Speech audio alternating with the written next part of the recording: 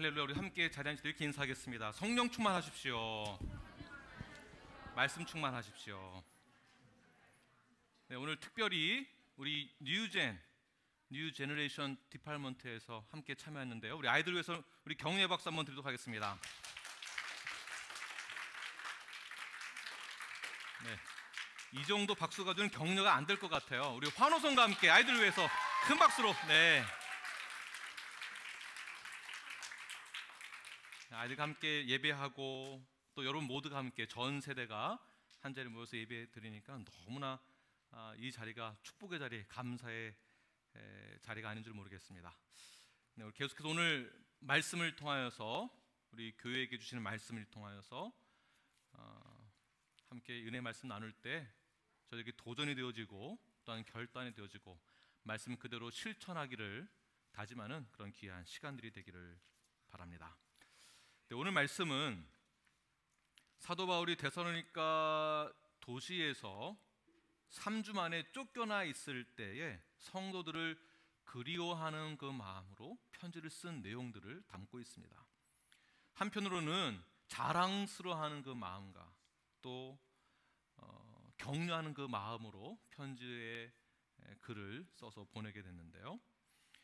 데살로니가 교회는 어려운 상황이었습니다. 여러 가지 다양한 공격과 핍박이 있었습니다. 그 상황 가운데서도 낙심하지 않고 넘어지지 않고 오히려 데살로니가 교회가 얼마나 성장하였는지 그 모습을 본 사도 바울은 교회를 축복하고 격려하지 않을 수 없었던 것이죠. 어려움이 있을 때 교회가 분열되거나 넘어지거나 하는 것이 아니라 오히려 그때의 믿음이 더욱더 강건하여지고 굳건하게 지켜지며 성숙한 신앙인이 되었던 것, 이것이 오늘날 저희 교회에게도 여러분들에게도 넘어지거나 좌절하거나 포기하는 것이 아니라 오히려 그 위기들을 뚫고 나아가는 건강한 교회요 성도가 되기를 간절히 축원합니다. 네, 데살로니가 교회가 그렇게 잘 성장하니까 믿음의 소문이 퍼지기 시작하였어요. 믿음의 역사와 사랑의 수고와 소망의 인내와 함께 더불어 예수 그리스도의 보온을 받아서 성령이 주시는 기쁨과 그 말씀을 가지고 각 지역에 믿음의 본이 된 믿음의 귀한 소문들이 퍼지게 되었습니다. 우리 놀라프 교회도 이러한 성령의 기쁨과 말씀이 충만하여져서 이 지역에서 본이 되어지는 그 믿음의 소문이 각 지역에 퍼져나가는 교회와 성도가 되길 간절히 축원합니다. 네, 오늘 본문 1절부터 5절까지의 내용은 사도 바울이 데살로니가 지역 도시에 있었을 때 복음을 어떻게 전했는지, 성도들에게 어떻게 했는지에 대한 것을 회상하면서 쓴 내용들입니다. 사도 바울은 빌립보, 그러니까 데살로니가 지역에 복음을 증거하기 전 있었던 곳이 그 도시가 빌립보 도시예요. 빌립보 도시에서 복음을 전했을 때에 귀신 들린 여종을 고쳐주고 났을 때 주인이 고소하고 옥에 갇혀서 옷이 벗겨지고 채찍질에 맞고 엄청난 고문도 받고 핍박을 받았습니다. 그리고 나서 데살로니가 지역에 왔을 때 또 동일한 핍박이 있었습니다. 계속 반복되고 있거든요. 어려움이 반복되어집니다. 무슨 생각이 들까요? 내 인생은 왜 이러나? 하나님은 뭐 하시나? 왜 나는 이렇게 계속 어려움만 당하는가? 보통 이렇게 생각합니다. 그러나 사도 바울은 전혀 그렇지 않았다라는 것이 있습니다.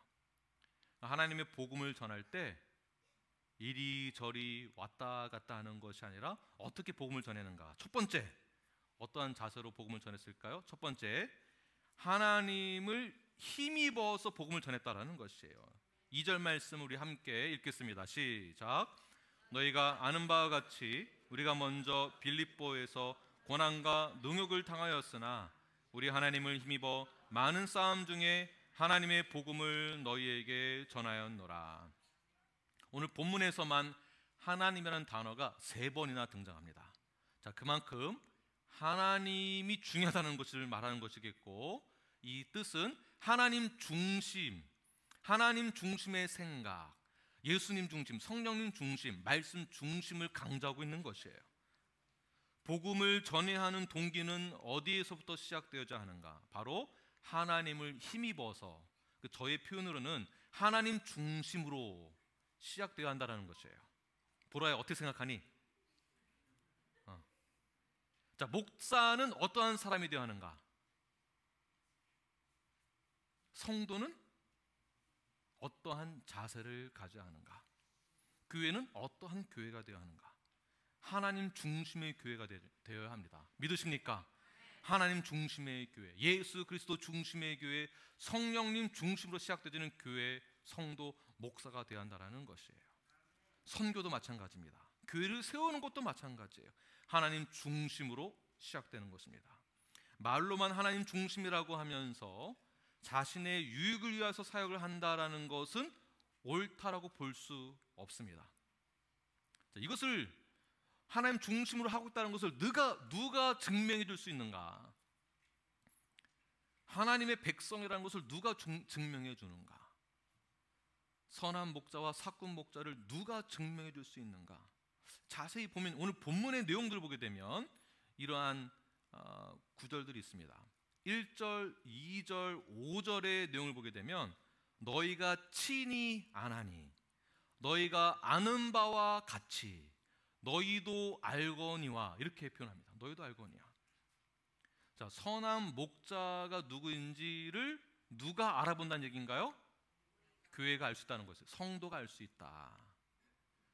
양들은 나의 목자의 음성만을 듣습니다. 다른 옆집의 목자가 이리 와라 하는 것은요, 아무리 오라 해도 그 말을 듣지 않습니다. 본능적으로 양들은요, 자신의 목자의 음성이 누구인지를 확실하게 알고 그 음성만을 듣고 따라갑니다. 이것이 양의 특징이에요. 바울이 어떠한 목적으로 데살로니가 도시에 찾아왔는지, 바울이 어떠한 목적으로 사람들을 상대했는지, 바울이 어떠한 목적으로 사역을 했는지, 어떻게 전도를 했는지, 어떻게 살아냈는지에 대해서 누가 점검했다는 것입니까? 누가 한다고 하고 있죠? 오늘 본문에서는 너희가 다 알고 있다라는 거예요. 내가 누군지 다 알고 있지 않느냐. 이렇게 말할 수 있는 바울도 대단하고요, 바울이 그렇게 살아냈다는 것을 검증해낼 수 있는 교회도 대단한 것입니다. 바울이 밤중에 도주하듯이 데살로니가를 떠난 후에도 바울을 대적하던 유대인들은요, 바울을 폄하하면서 교회를 회방하고 갈라놓는 말들을 하기 시작했습니다. 바울은 가짜야, 가짜 목사야. 뒤에서 욕을 합니다. 뒤에서 뭐를 까기 시작합니다. 무슨 말을 하기 시작합니다. 가십이 있습니다. 바울이 전한 복음은 가짜 복음이야. 그거는 아니야. 예수님에 대한 죽음과 부활에 대해서 인정하지 않는 말들을, 부정의 말들, 이단적인 사상들, 교리들을 계속 심어주는 사람들이 교회 안에 있었다라는 것이에요. 분열을 일으키는 데 선동하던 사람들이 있었습니다. 그것을 보고 2절에서 이렇게 말씀하고 있습니다. 너희가 아는 바와 같이 우리가 먼저 빌립보에서 고난과 능욕을 당하였으나 우리가 하나님을 힘입어 하나님 중심으로 많은 싸움 중에 하나님의 복음을 너희에게 전하였던 것 너희가 알고 있지 않느냐라는 거예요. 바울의 본심을 진짜 알고 있지 않느냐.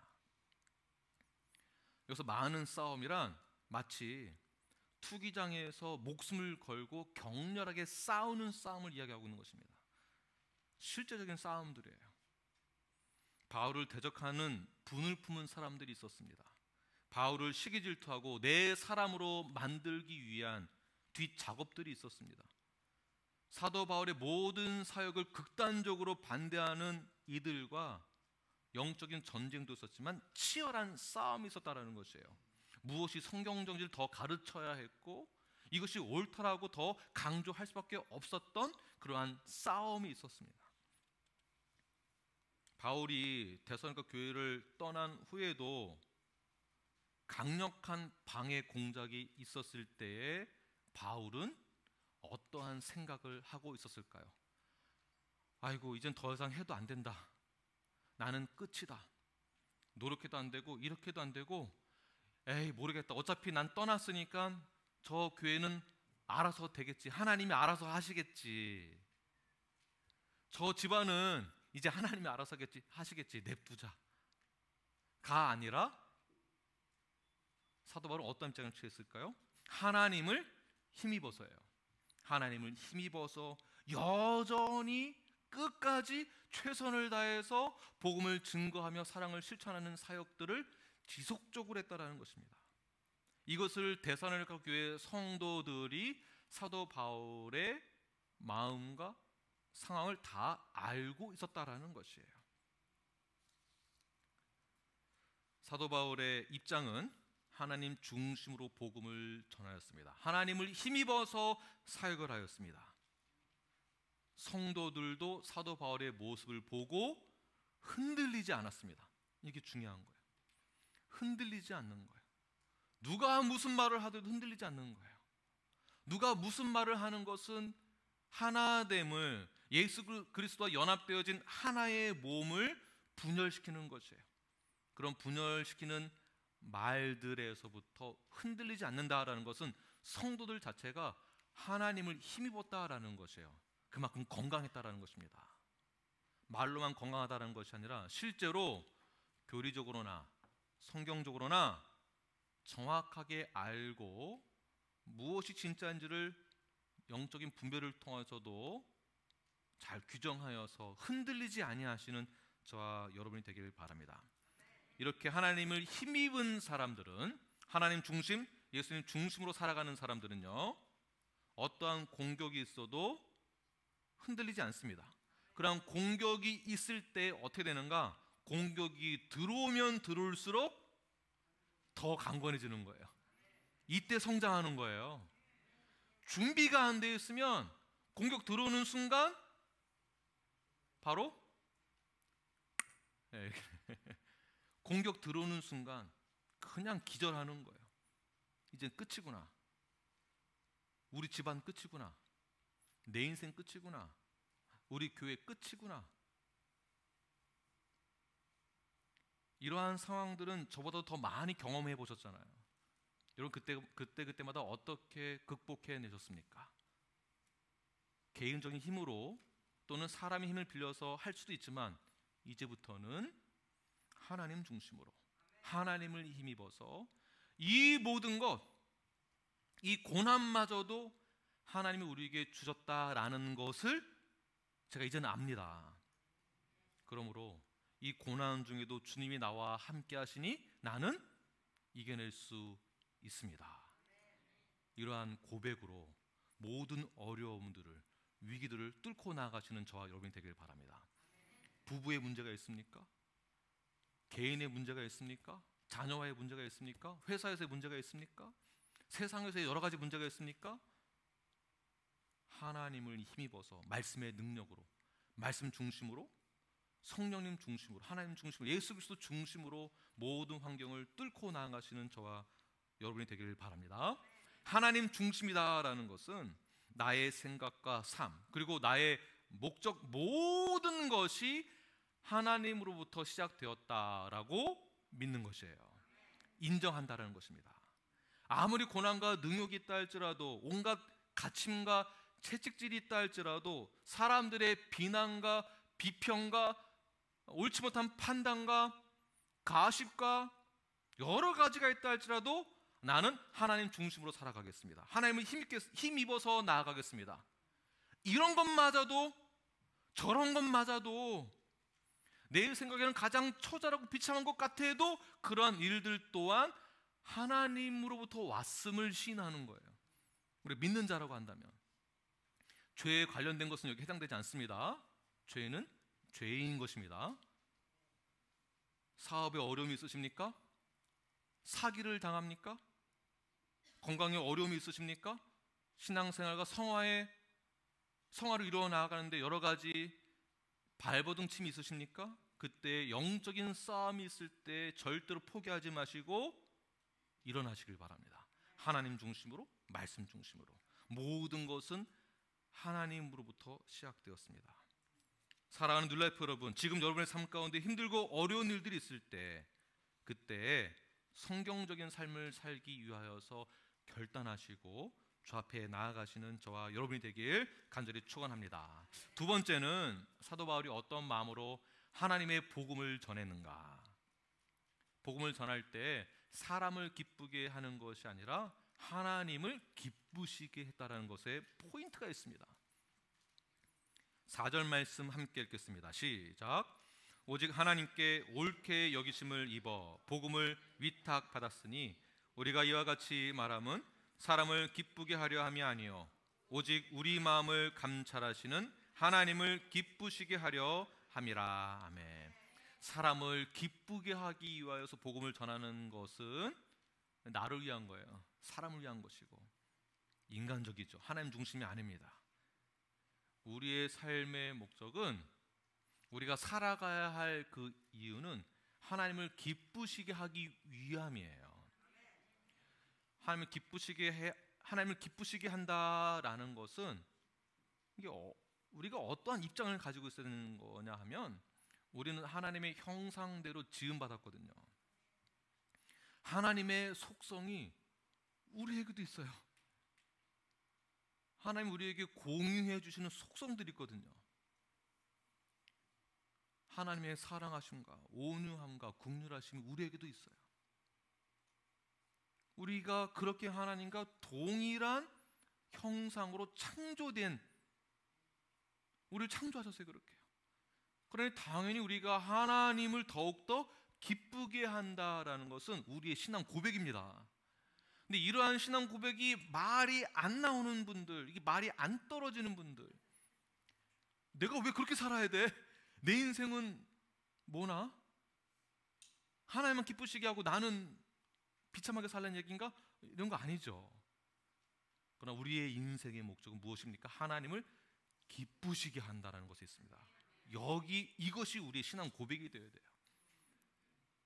바울의 인생에 있어서 자신이 복음을 전파할 때 사명감을 가지고 복음을 전했는데요. 그 사명의 기원이 어디에 있는가? 이 사명감, 사명의 기원이 어디에 있는가? 모두 다 하나님께부터 왔다라고 보는 거예요. 그러면 사명자는 누구인가? 목사만 사명자인가요? 그렇지 않습니다. 누가 사명자입니까? 우리 모두가 다 사명자예요. 모두가 다. 옆 사람 보고 이렇게 말씀하십시오. 당신이 사명자입니다. 당신이 사명자이십니다. 저와 여러분 모두가 사명자로서 부름을 받았습니다. 우리가 삶을 살아가는 이유와 목적은 하나님을 기쁘시게 하기 위함과 동시에 사명이 주어졌어요. 그 사명은 Great Commission이라고 얘기를 하죠. 목사에게만 주어진 것이 아니라 교회에게 명령이 떨어진 것이에요. 교회는 그 명령을 준수해야 됩니다. 그러므로 우리는 궁극적으로 하나님께 인정받기 위하여서 총력을 다해야 되는 거예요. 심혈을 기울여서 그레이트 커미션을 달성하는 거예요. 하나님을 더욱더 기쁘시게 하기 위하여서 총력을 다하는 거예요. 나 한번 잘 살아보자. 내 몸 하나 건강해보자. 내 자식만 잘 돼보자가 아니라 하나님을 기쁘시게 하는데 총력을 기울여야 된다는 것입니다. 여러분 이것을 실제로 실행하십시오. 실제로. 그렇다고 내 자식을 버려라 이 얘기가 절대 아닙니다. 또 한번 꽈가지고 들으시면 안 되고요. 그래서 사도 바울은 그렇게 하나님을 기쁘시게 하기 위하여서 하나님께서 사도 바울을 복음의 귀한 통로 쓰임받게 하기 위한 도구로 사용하시게 되죠. 갈라디아서 1장 10절 말씀을 함께 읽겠습니다. 시작. 이제 내가 사람들에게 좋게 하랴 하나님께 좋게 하랴 사람들에게 기쁨을 구하랴 내가 지금까지 사람들의 기쁨을 구하였다면 그리스도의 종이 아니니라. 이 사도의 고백이 저는 물론이거니와 우리 모든 성도들의 동일한 고백이 되길 간절히 축원합니다. 사람을 기쁘게 하는 것이 아니라 그리스도의 하나님을 기쁘시게 하기 위한 그런 삶으로 나아가시는 저와 여러분이 되기를 바랍니다. 사도 바울은 실제로 사람 중심의 사역을 하지 않았습니다. 하나님 중심으로 살아냈습니다. 이것을 성도들이 보아 알았다라는 것이에요. 자신의 사명의 기원이 하나님께로부터 왔음을 단호하게 선포하는 것. 왜 이렇게 선포했냐 하면 이미 데살로니가 교회 안에서 여러 가지 비난이 있었기 때문에 그래요. 사도 바울은 그렇지 않다라고. 그러나 사도 바울이 이렇게 말하고 있는 것은 아니다. 너희들이 당신들이 교회가 나를 알고 있지 않느냐. 내가 어떻게 사역을 했는지. 자신을 변론하는 동시에 하나님의 나라를 선포하고 있는 중이에요. 그래서 구체적으로 문법적으로 이러한 표현들을 사용합니다. 나는 이렇게 하지 않았고 이렇게 했다라는 이런 문장을 만들어내는데요. 3절 말씀을 함께 읽겠습니다. 시작. 우리의 권면은 간사함이나 부정에서 난 것이 아니요 속임수로 하는 것도 아니라. 보십시오. 간사함이나 부정이나 속임수로 하지 않았던 것을 너희들도 알고 있지 않느냐. 그러면서 4절에서는 오히려 나는 하나님께 옳게 여김을 받았다라고 말하고 있어요. 자, 이 말은 무엇입니까? 교회 안에서 부정적인 말을 하는 사람들, 분열을 일으키는 사람들, 사도 바울에게 시기심이 가득한 유대인들은 오히려 간사함이나 부정이나 속임수가 많다라는 것도 있겠죠. 그러나 하나님의 나라, 예수 그리스도의 몸된 교회는 간사함이나 부정이나 속임수가 없어야 된다. 교회 자체가 하나님께 옳게 여김을 받는 곳이 되어야 된다라고 말하고 있는 것이에요. 교회가 어떠해야 하는지를 말하고 있는 것입니다. 자, 이 말은 성도가 어떠해야 하는지를 말하고 있는 것이에요. 나는 어떠한 사람이 되어야 하는가? 간사함이나 부정이나 속임수가 아니라 어떻게 해요?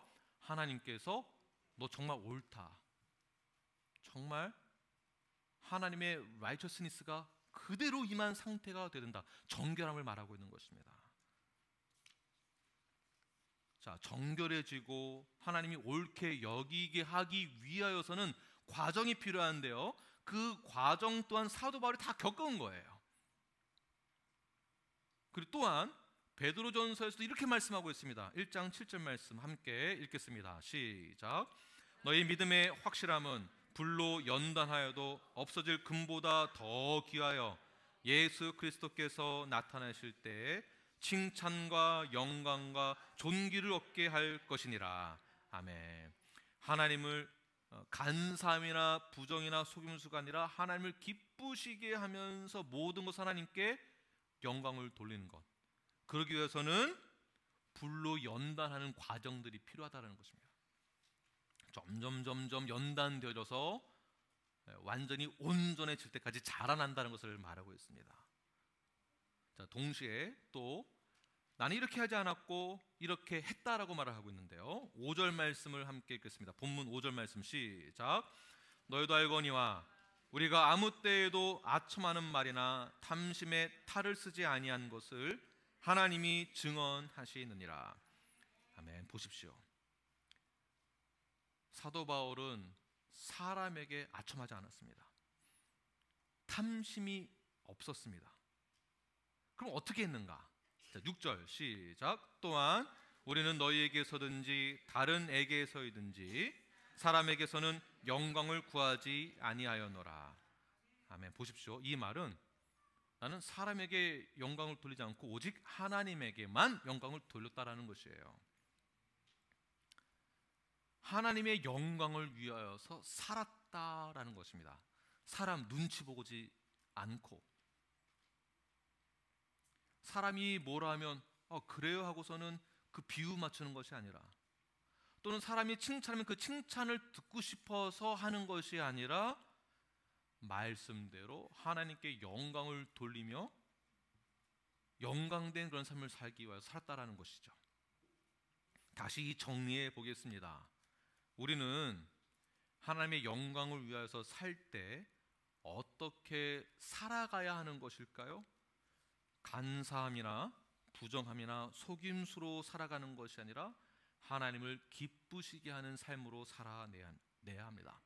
아첨하는 말이나 탐심의 탈을 쓰지 않고 하나님의 영광을 위하여서 살아가는 거예요. 이것이 긍정의 논법이라고 말해요. 긍정의 논법. 세상처럼 살아가는 것이 아니라 하나님의 영광을 위해서 제가 살겠습니다. 자, 아첨은 무엇일까요? 아첨은 자신의 사리 사욕을 채우기 위하여서 진실된 말을 하기보다는 타인의 기분을 맞춰서 하는 음흉한 행위예요. 뭐 하나 얻어볼까? 아이고 사장님 뭐 이런 거죠. 아이고 목사님, 저한테 나올 게 별로 없습니다. 아이고 집사님,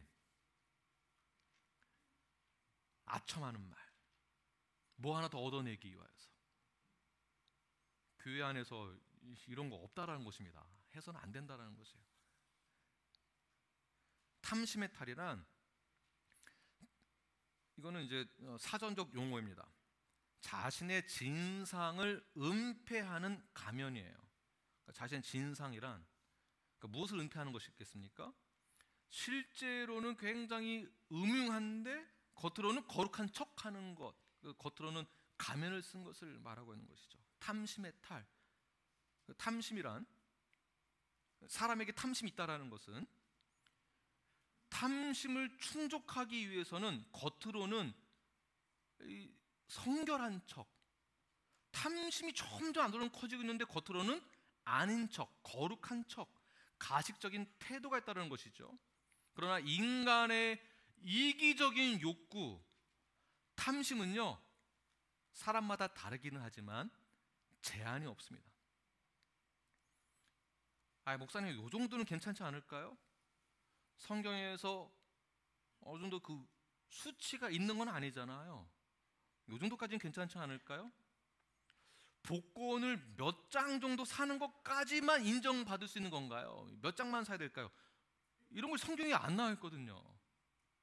탐심의 씨앗이 들어가는 순간 그 씨앗이 심겨지고 뿌리를 내리고 자라면서 열매를 맺게 되는데, 성경적인 성령의 열매, 좋은 열매가 아니라 탐심의 열매가 나오겠죠. 그 열매는 시간이 지나면 지날수록 더 많은 열매를 갖게 됩니다. 제한이 없다라는 것이에요. 제한이 없습니다. 자, 이러한 탐심의 탈을 쓴 사람들은 자기 만족을 추구하는 이기적인 태도가 있죠. 이러한 사람이, 이러한 성도가 복음을 전한다? 어떠한 복음을 전할까요? 어떻게 복음을 전하게 될까요? 복음을 전한다는 것은 자기 희생이 있어야 됩니다. 자기 희생. 자기 희생 없이는 복음을 전할 수 없습니다. 복음을 전한다는 것은 내 삶을 전하는 것이거든요. 내 삶을 전하는데 나의 삶이 탐심의 탈을 쓰고 있는 삶이다. 세상에서는 잠깐 만나는 사람 속일 수는 있습니다. 한두 번 만났을 때 속일 수는 있어요. 그러나 그 사람을 전도해서 교회로 왔다, 전도를 했으면요, 전도한 걸 끝나는 것이 아니라 교회로 편입을 시켜야 되는 거예요. 이 말은 예수님의 몸에 접붙임을 시킨다라는 표현이에요. 한 몸을 이루게 하는 것까지가 복음을 전한다는 뜻입니다. 그냥 말만 하는 것이 아니라 교회에 등록이 되어지고 교회에서 한 몸을, 예수 그리스도의 몸을 이루어야 하는데 교회는 여전히 탐심의 탈을 쓰고 있어요. 여전히 이기적이야. 아주 이기적이야. 교회가 아주 이기적이고 탐심이 많고 이기적인 욕구로 가득 채워 있고 자기 만족을 추구하고, 이 모습을 본 타인은 교회를 어떻게 생각할까요? 그러므로 당연히 복음을 전한다는 것은요, 자기 희생이 필요한 거예요. 여기에 우리는 의무와 책임을 다해야 됩니다. 의무와 책임은 제가 말씀대로 한번 살아내겠습니다. 제가 예수님을 믿고 나의 구주로 믿고 주님이 나의 삶의 주인이 되시오니 내가 하나님 중심으로, 말씀 중심으로 세상에서 말씀 중심으로 살아간다는 것이 너무나 힘이 들긴 하지만 성령님 나에게 힘을 주세요. 제가 그렇게 실천할 수 있도록 나를 도와주세요라고 기도하시면서 자기 희생을 하는 거예요. 자기 희생. 이때 아멘을 하시는 겁니다. 지금 저만 더운가요? 자기 희생을 통해서 복음을 전했던 사도 바울의 모습을 본 데살로니가 교회의 성도들은 사도 바울은 정말 하나님께 영광을 돌리는 사명자구나, 사도이구나. 그가 전했던 복음을 받아들인 거죠. 우리 뉴라이프 모든 성도들이 나 자신만을 위한 삶을 살려고 하는 것이 아니라 이기적인 가치관과 이기적인 욕심으로 살아가는 것이 아니라, 자, 지금부터 긍정적인 논법을 사용하겠습니다. 부정의 말을 사용하여서 긍정적인 논법이에요. 사람 중심으로 살아가는 것이 아니라 하나님 중심으로 살아가겠습니다 라고 선포하시고 오늘 시간 결단하시길 바랍니다. 이때 아멘 다 같이 크게 하시는 거예요. 네, 결단하는 거니까. 사람을 기쁘게 하는 것이 아니라 이제부터는 하나님을 기쁘시게 하는 삶을 살아가겠습니다. 이렇게 결단하십시오. 아첨과 탐심과 가식이 아니라 목숨까지도 주기를 기뻐할 수 있는 성도가 되는 저 여러분이 되길 간절히 축원합니다. 굉장히 위험한 말에 아멘 하셨어요. 지금 목숨까지도 주는 것에 대해서 기뻐한다는 거, 여러분 아멘 하셨습니다. 굿. 네, 헌신을 하는 것, 희생한다라는 것은요, 사도 바울이 이런 표현을 썼어요. 목숨까지도 주는 것. 목숨까지도 주는 것. 이것이 구체적으로 무엇일까요? 8절과 9절 말씀을 우리 함께 읽겠습니다. 시작. 우리가 이같이 너희를 사모하여 하나님의 복음뿐 아니라 우리의 목숨까지도 너희에게 주기를 기뻐함은 너희가 우리의 사랑하는 자 됨이라. 형제들아, 우리의 수고와 애쓴 것을 너희가 기뻐하리니 너희 아무에게도 폐를 끼치지 아니하려고 밤낮으로 일하면서 너희에게 하나님의 복음을 전하였노라. 아멘. 복음을 전하는 사람 자체가 복음이 되어야 됩니다. 우리가 복음 자체가 되어야 되고요. 우리가 복음을 전할 때 우리의 자세는요, 어떠한 자세가 되었냐면 말씀대로 목숨까지도 너희에게 주기를 기뻐해야 하는 자세가 있어야 돼요. 아유, 네. 김병선 자매님 가능하시겠습니까? 네. 네. 사실은 제가 한 분에게 말씀드렸지만 우리 모두에게 다 질문한 내용과 똑같습니다. 하나님의 복음은요, 우리를 향한 하나님의 사랑, 그분의 죽으심을 통하여서 우리를 구원코자 하시는 하나님의 놀라운 사랑, 십자가의 그 사랑, 그 사랑을 받았기 때문에 우리 역시 사랑을 실천할 때 이기적이지 않으면서 희생적인 사랑이 있어야 됩니다. 그렇다고 이 사람 대신 죽어라 라는 것은 문자 그대로는 아니겠지만 그 정도로 살아내야 한다는 것이에요. 사도 바울은 진정으로 그 은혜를 체험하였고 깨달았기 때문에, 자, 이 말은요, 주님을 믿는다라고 입술로 고백했다고 한다면요, 어떠한 삶이 동반되어야 하는가? 그 삶은 이웃을 향한 내 목숨까지도 주기를 기뻐할 수 있는 삶이 동반되어진 것을 말하고 있는 것입니다. 하나님께서는요, 나에게 영광을 돌리는 것을 이웃에게, 타인에게 죽기까지, 목숨을 주기까지 실천하는 것, 기뻐하는 것을 동일하게 여기시는 거예요. 굉장히 중요합니다. 하나님께 영광 돌립니다. 제가 하나님의 일을 위해서라면은 제가 목숨도 다 바치겠습니다 라는 결단을 하시고 아주 열정적으로 사역을 하시는데, 맡겨진 사역은 정말 열심히 하는데 같이 사역하는 사람한테는 나쁘게 한다? 그거 아무 소용이 없는 거예요. 나는 내가 최선을 다하는데 옆에 사람 마음에 안 들어서 욕하고, 옆에 사람 마음에 안 드니까 이 사람 빼고 하자고 하고 말이 안 되는 거예요. 하나님은요, 우리가 수평적으로 이웃에게 하는 것을 나에게 하는 것으로 똑같이 생각하세요. 똑같이. 남편이 아내를 사랑할 때 사랑하는 것도 똑같이 여기시는 거예요. 하나님이 나를 사랑하는 것처럼, 내가 하나님을 사랑하는 것처럼 똑같이 여기시는 거예요. 아내가 남편에게 복종하는 것을 하나님에게 복종하는 것으로 똑같이 동등하게 여기겠다는 것이에요.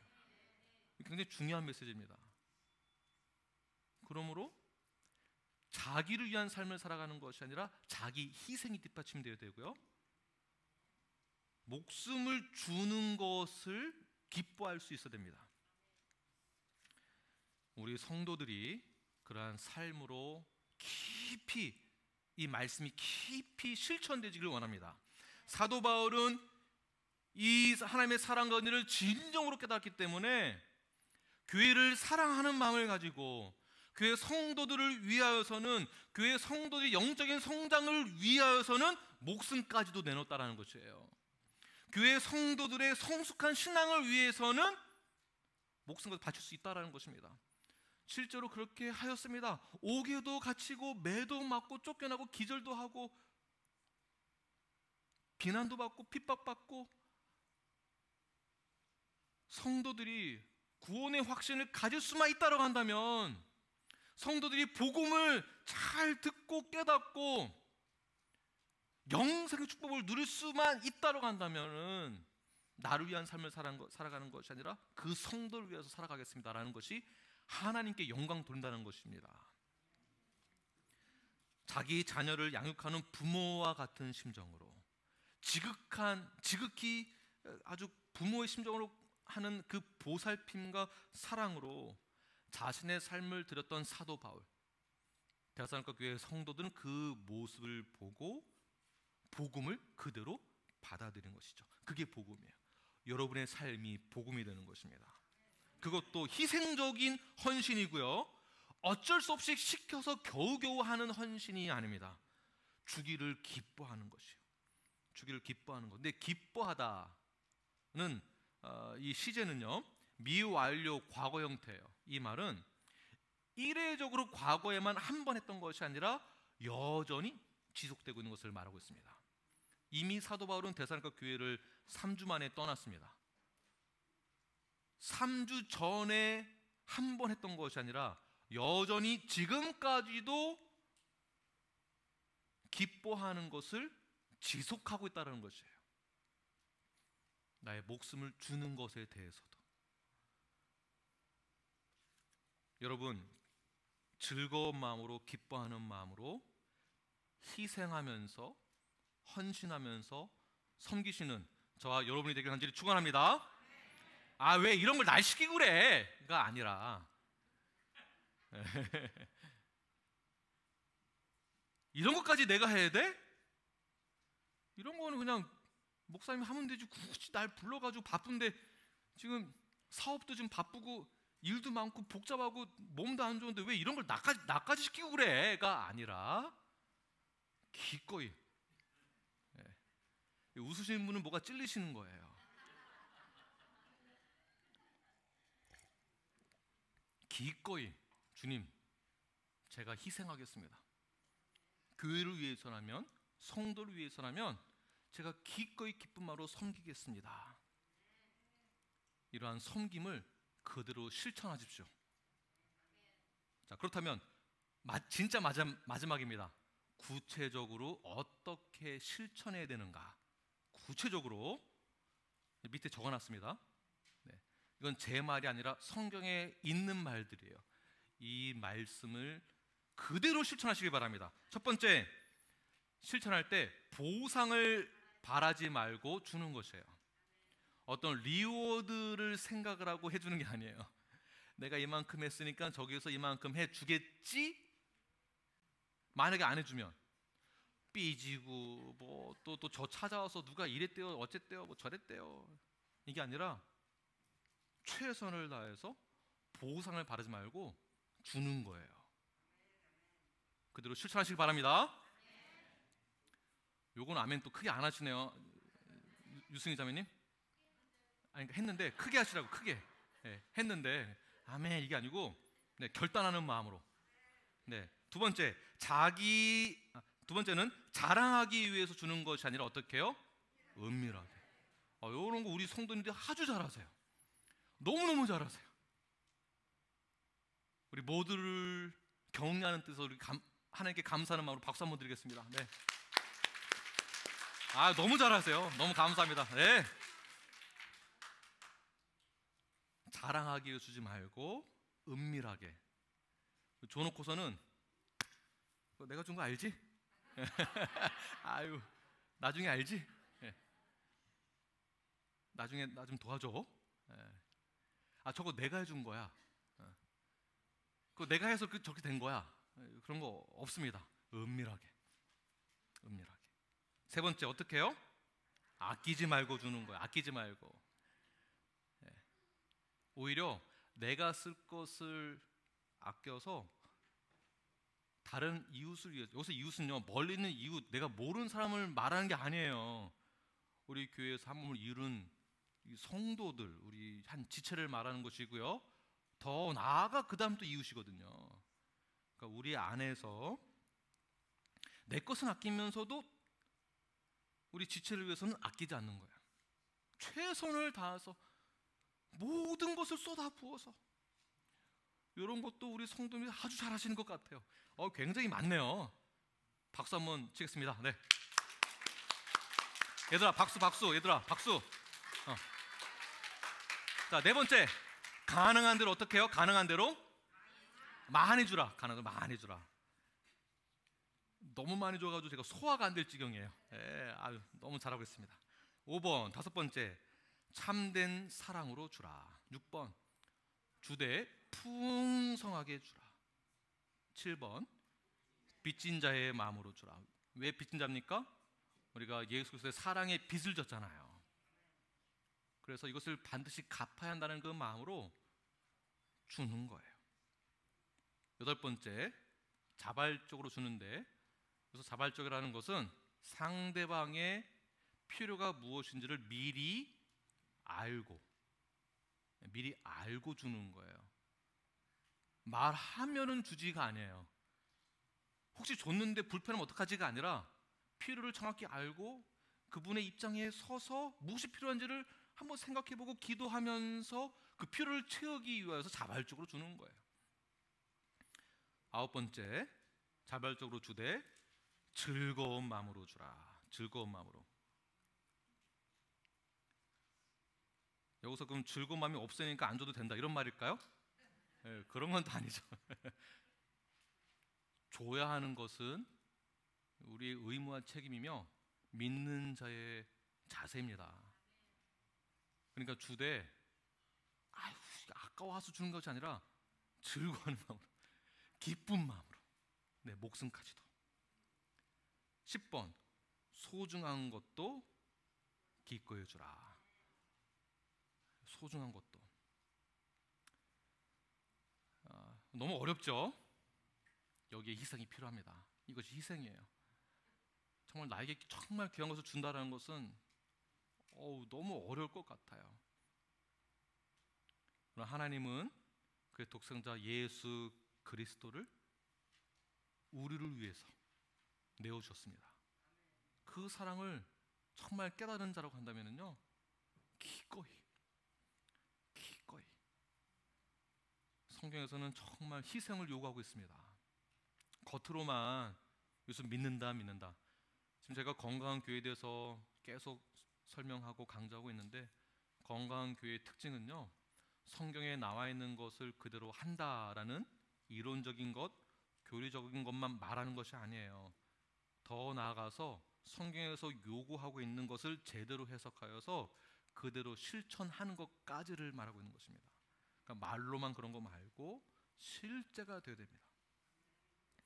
소중한 것을 기꺼이 줄 수 있는 것, 주었을 때가 이것이 우리의 신앙 고백이 됩니다. 실제로 기꺼이 줄 때 어떻게 줘야 되겠습니까? 11번째, 기쁘게 희생하면서.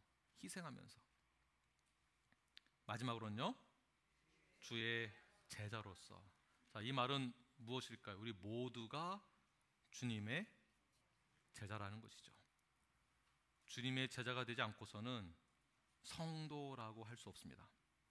아니 목사님, 저는 아직 제자까지는 아니고 성도라고 불리고 좀 그렇고 약간 저는 좀 기다려주세요, 이게 아니고요. 예수님 믿는다고 하면 그 즉시 제자가 되는 거예요. 믿습니다라고 하는 동시에 성도로서 교회에 모여서 한 몸을 이루는 것이지, 믿는다라고 해놓고서는 제가 나중에 시간이 되면은이 아닌 거예요. 우리는 이미 주님의 제자가 되었습니다. 그러므로 말씀 그대로 실천하는 것입니다. 나중이란 것은 없습니다. 점점 성숙하게 자라는 것은 있어도 나중에 때가 되면 할 교훈은 성경에 안 나와 있어요. 점점 자라나는 것입니다. 이러한 것은 사람을 기쁘게 함이 아니라 하나님을 기쁘시게 하는 것입니다. 이것이 복음이고요. 이러한 마음으로 삶으로 우리가 세상 가운데에서 빛으로 또한 소금의 역할을 잘 감당했을 때 하나님의 복음을 나를 통해서 대변하게 되는 것입니다. 여러분이 복음이고 여러분이 성경이며 여러분 자체가 교회가 됩니다. 이러한 복음적인 삶을 살아내시는, 그리고 오늘 이 시간 이후에 여러분들은 세상으로 파송되어지는 것이에요. 저보다 더 중요한 역할을 감당하고 있습니다. 사업을 하실 때, 커스터머를 대할 때 나는 어떻게 대해야 하는가? 아내를 대할 때 어떻게 아내에게 어떻게 대해야 하는가? 자녀들에게. 정말 중요한 것은 아내가 남편에게 어떻게 대해야 하는가? 아내가 남편에게 대할 때도 정말 복음적으로 여러분이 파송받은 거예요. 이 세상에서 교회로서, 성경으로서 본이 되어지시는 저와 여러분이 되길 간절히 축원합니다.